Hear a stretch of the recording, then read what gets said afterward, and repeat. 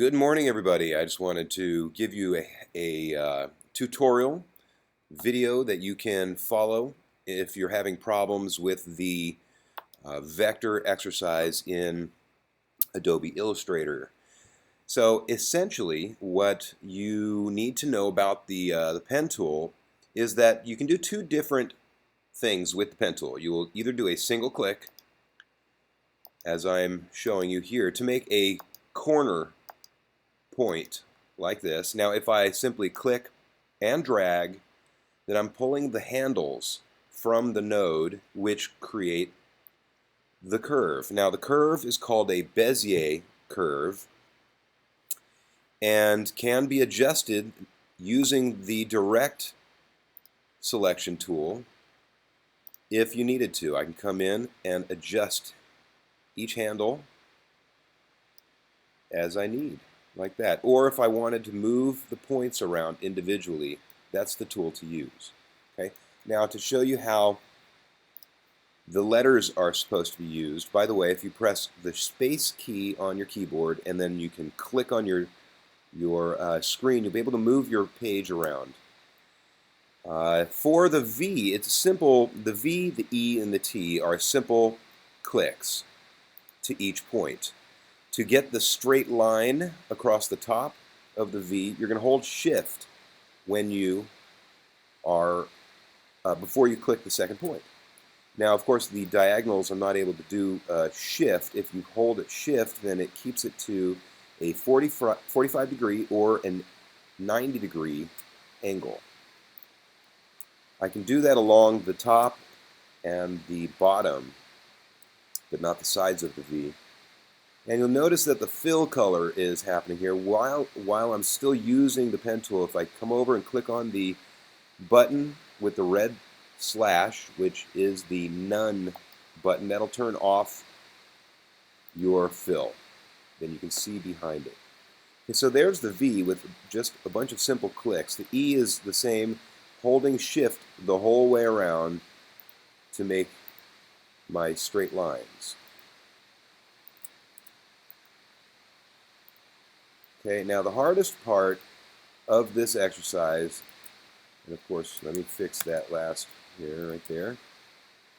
Hardest part is going to be doing the C, the O, and the R because of the curves. And it's really, let me move a little bit closer in here and I'll show you. So it's basically with the first point, I'm going to click and drag my handles straight up. Second point, I'll come to this side and click and drag my handle straight down. You're always going to pull the handle in the direction that you want the line to follow. Now, of course, I'm going to press Shift to keep it constrained to a 90 degree angle.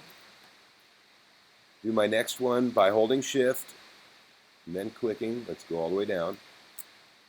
And I'll come around to this side and do the same thing. Now, if I were to continue to the next level, the next point, I should say, you'll see that my curve wants to continue because this handle is being pulled straight up.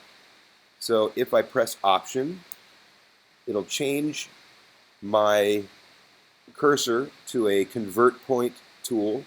And then I can come over here to the handle and just drag it all the way down. I'll just bring it back to the point. Now I only have the handle on this side, which allows for this curve. And I'm left with a solid straight line. So if I press Shift, I can go straight and click. Now here's the other part to this. If I press Option again, and actually you don't have to press Option. If you just come up to the last node and simply click and drag, you can pull a handle from that node. And I'm going to do that, and I'll bring it down here. And that allows me to make my next curve. So if I click and drag and hold Shift to go straight, I now have my next curve. But you'll notice, as I go over here, you'll notice that the curve wants to go a little higher than the point that I want to make. And that will not be good because then my line will go too far. I want to get rid of this anchor, I'm not anchor, I'm sorry, the handle that I've pulled out. I want to get rid of that.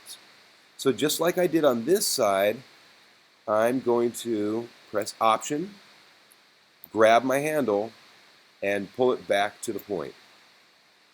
Right, now I'm left with a straight line that I can continue straight up. If I press Shift, click, and drag it straight up. Okay. Now I'm ready for my last curve.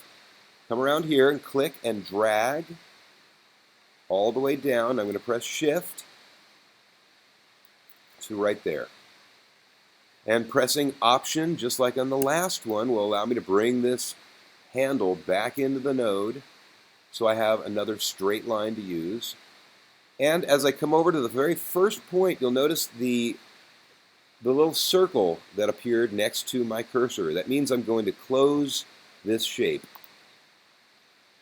And there you go. That is how you do the curves. All right, I'll leave it to you to do the O and the R, and of course, finish off the T.